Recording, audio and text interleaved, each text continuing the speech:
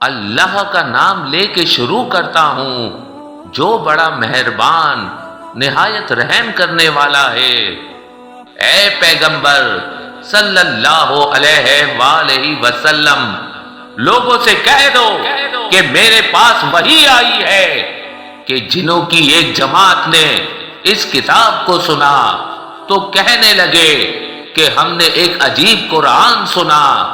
جو بھلائی کا رستہ بتاتا ہے، سو ہم اس پر ایمان لے آئے اور ہم اپنے پروردگار کے ساتھ کسی کو شریک نہیں بنائیں گے، اور یہ کہ ہمارے پروردگار کی شان بہت بلند ہے، وہ نہ بیوی رکھتا ہے نہ اولاد، اور یہ کہ ہم میں سے کوئی بے وقوف اللہ کے بارے میں جھوٹ گھڑتا ہے، اور ہمارا یہ خیال تھا کہ انسان اور جن اللہ کی نسبت جھوٹ نہیں بولیں گے، اور یہ کہ بعض بنی آدم بعض جنات کی پناہ لیا کرتے تھے، تو اس سے ان کی سرکشی اور بڑھ گئی، اور ان کا بھی یہی اعتقاد تھا کہ جس طرح تمہارا تھا کہ اللہ کسی کو زندہ نہیں کرے گا، اور یہ کہ ہم نے آسمان کو ٹٹولا تو اس کو مضبوط چوکیداروں اور انگاروں سے بھرا پایا، اور یہ کہ پہلے ہم وہاں بہت سے مقامات پر فرشتوں کی باتیں سننے کے لیے بیٹھا کرتے تھے، اب کوئی سننا چاہتا ہے تو اپنے لیے انگارہ تیار پاتا ہے، اور یہ کہ ہمیں معلوم نہیں کہ اس سے اہل زمین کے ساتھ برائی مقصود ہے یا ان کے پروردگار نے ان کی بھلائی کا ارادہ فرمایا ہے، اور یہ کہ ہم میں سے بعض نیک ہیں اور بعض دوسری طرح کے، ہمارے کئی طرح کے مذہب ہیں، اور یہ کہ ہم نے سمجھ لیا کہ ہم زمین پہ خواہ کہیں بھی ہو اللہ کو ہرا نہیں سکتے اور نہ بھاگ کر اس کو تھکا سکتے ہیں، اور جب ہم نے ہدایت کی کتاب سنی تو اس پر ایمان لے آئے، سو جو شخص اپنے پروردگار پر ایمان لاتا ہے اس کو نہ نقصان کا خوف ہے نہ کسی طرح کے ظلم کا، اور یہ کہ ہم میں سے بعض فرما بردار ہیں اور بعض نافرمان ہیں، تو جو فرما بردار ہوئے وہ سیدھے رستے پر چلے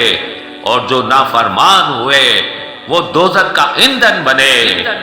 اور اے پیغمبر صلی اللہ علیہ وآلہ وسلم، یہ بھی ان سے کہہ دو کہ اگر یہ لوگ سیدھے رستے پر چلتے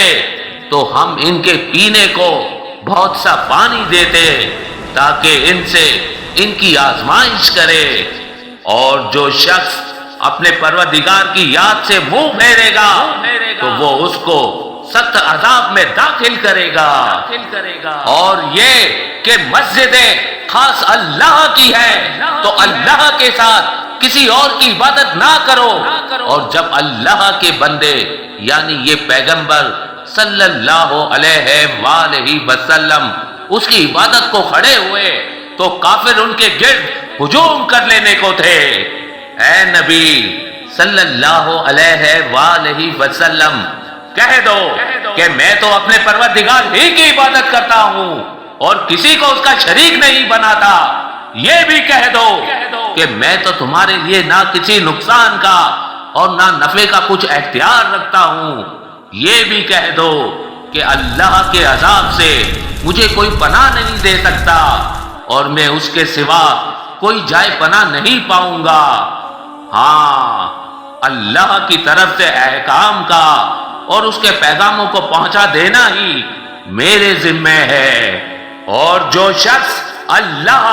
اور اس کے پیغمبر کی نافرمانی کرے گا تو ایسوں کے لیے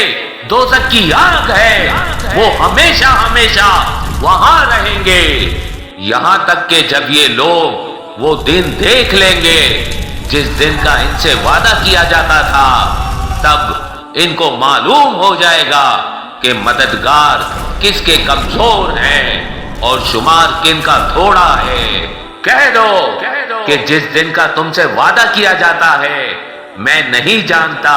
کہ وہ عنقریب آنے والا ہے یا میرے پروردگار نے اس کی مدت दराज कर दी है,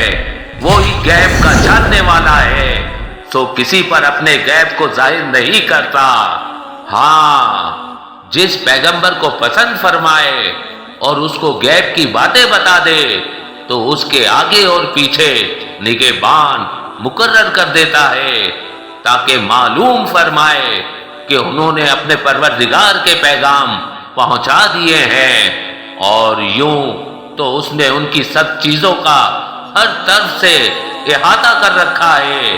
और हर एक एक चीज गिन रखी है।